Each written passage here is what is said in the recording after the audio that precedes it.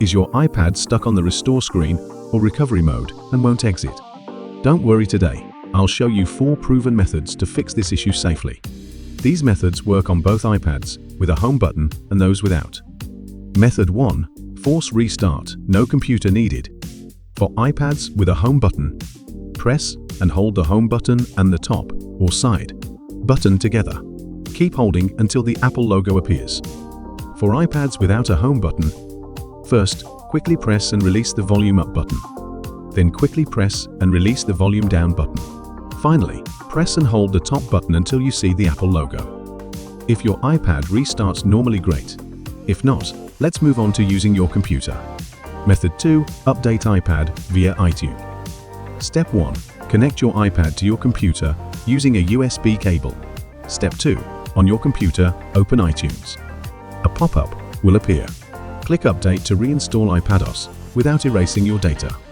If update fails, you can choose Restore, but note this will erase all data. Sometimes, iTunes alone may not work. That's where tenorshare ReiBoot comes in, a professional iOS repair tool. Method 3. Use ReiBoot to exit recovery mode. Tenorshare's ReiBoot is a professional iOS system repair tool designed to fix a variety of iPhone and iPad issues, including boot loops, stuck on the Apple logo, and crashes mostly without data loss. It supports iOS 18 and 26, making it the perfect choice for your current problem.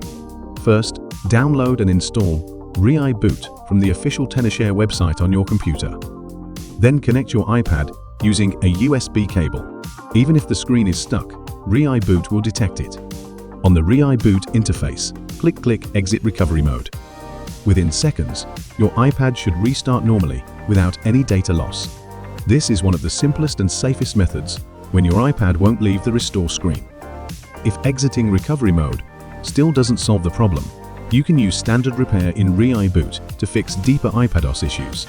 Method 4. ReiBoot Standard Repair, Deeper Fix. First, open ReiBoot and choose Start Standard Repair. Then ReiBoot will ask you to download the latest iPadOS firmware. Click Download and wait for the package. Once ready, click Start Standard Repair. ReiBoot will reinstall iPadOS system files without erasing your personal data.